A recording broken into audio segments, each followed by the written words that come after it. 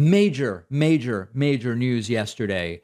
Donald Trump and his family are getting sued. New York, yes, they are suing Trump, and the case is being referred to the Internal Revenue Service, the IRS, for criminal prosecution. This is really important. The key detail here is this is totally separate from the FBI search warrant. This is unrelated. This is a totally different thing as the legal problems are stacking up, higher and higher to the moon for Donald Trump and his family. This relates to the fraudulent representations of asset values, exactly as our friend Michael Cohen testified about and will talk to us about when he joins us later this month on the program. CNBC article, New York sues Trump company and family members over widespread fraud claims, seeking at least $250 million in penalties. New York Attorney General Letitia James sued Trump Org, as well as Eric Don Jr. and Ivanka, for allegedly widespread fraud, as Trump says, involving false financial statements related to the company. Mr. Trump's statements of financial condition from 2011 to 2021 were fraudulent and misleading in both their composition and presentation. That's CNBC. Patch.com explains more about what is believed that Donald Trump and his family did. Claiming money that you do not have does not amount to the art of the deal, said Letitia James in the civil suit Wednesday. James says Trump repeatedly and grossly inflated the value of properties in a longstanding game of smoke and mirrors. So I'll explain the gist of this, and I think to some in our audience, you already know this, but it's worth explaining. What is the point of saying a property you have is worth more or is worth less than it really is? And it has to do with, are you trying to get a loan using that property as collateral, or are you trying to avoid property taxes on a particular property? Let's say I have not a perfect building in New York, but a nice building, and it's worth $10 million in reality. Now, in reality, Trump's defense is that property values are subjective. And of course, that's true.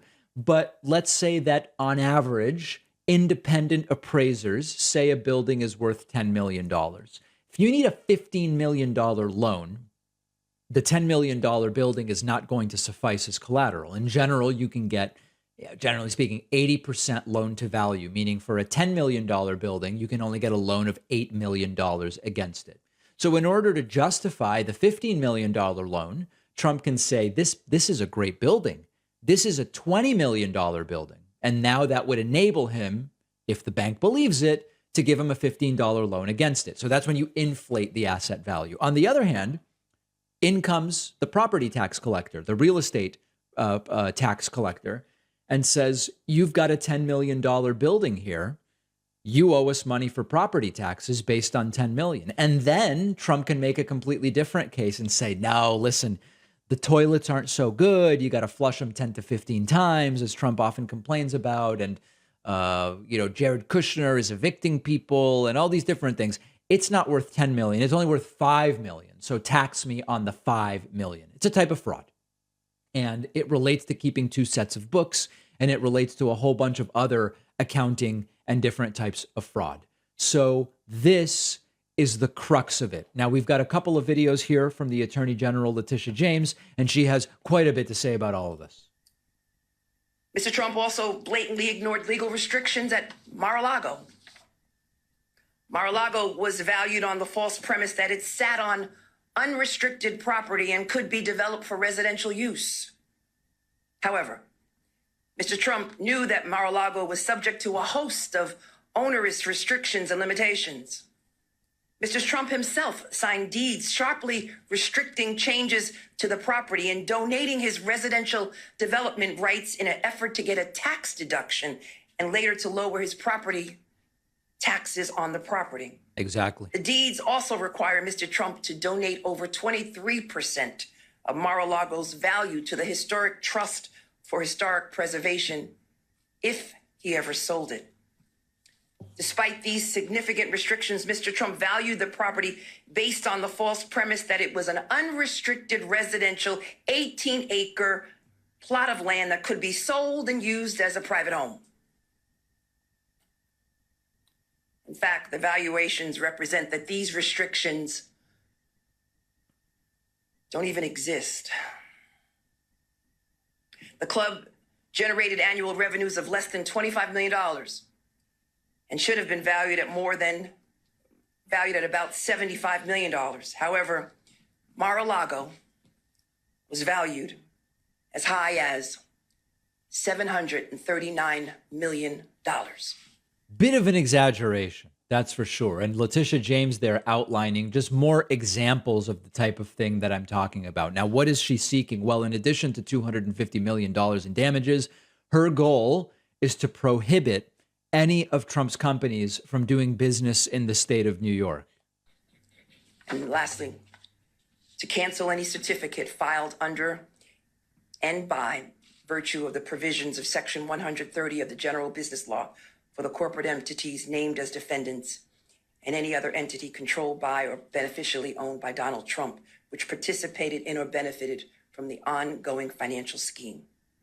In other words, permanently prohibit any of these companies from doing business in the state of New York. Now, we don't know whether any of these things are going to happen. We don't know whether a single dollar is going to be collected here in this lawsuit. We don't know whether Trump and his family will actually be barred from doing business in New York. But what we do know is that the legal problems are mounting and the legal bills are exploding dramatically here. Now, Donald Trump is, of course, on a tirade about this, and we'll get to that in a moment. But understand that these are mechanisms which anyone, in a sense, could try to take advantage of. If you have a house that's worth $300,000, you could try to get a favorable appraisal if you want to get a home equity line of credit. And you could also call the local tax assessor and say, the property is terrible, it's not worth that much, to lower your property taxes a little bit. But we're talking about thousands of dollars there. Here, we are talking about tens, if not hundreds of millions of dollars that impact dramatically tax collections and loan money that is put at risk by financial corporations. This is very serious, so it should be taken seriously. We are going to follow where this goes. 2 points that have been made about why it will be difficult for Letitia James to prevail in this lawsuit. Number one, there is a disclaimer that is included in these valuation documents by the Trump Organization, which says property valuations are subjective. Now, whether that is enough to clear someone of fraud liability is going to have to be investigated. But one claim is, we say this is subject to it is subjective, period. And then number two, proving that Donald Trump really meant to deceive and that he was even personally involved. All of these are obstacles, certainly, to holding Trump accountable, but the legal problems mounting and Donald Trump completely exploding about this. One of our sponsors today is BusyBox Child. I know that there are many parents in our audience. This is for you. BusyBox Child offers really great subscription boxes for kids filled with sensory toys that will help your toddler to elementary age child stay off screens and do some really interesting stuff. Technology use by kids is at an all-time high, especially after the pandemic. Playing off of screens is really critical for development, for cognitive development, social, emotional well-being for kids. It's an ideal opportunity for parents to engage with kids as well.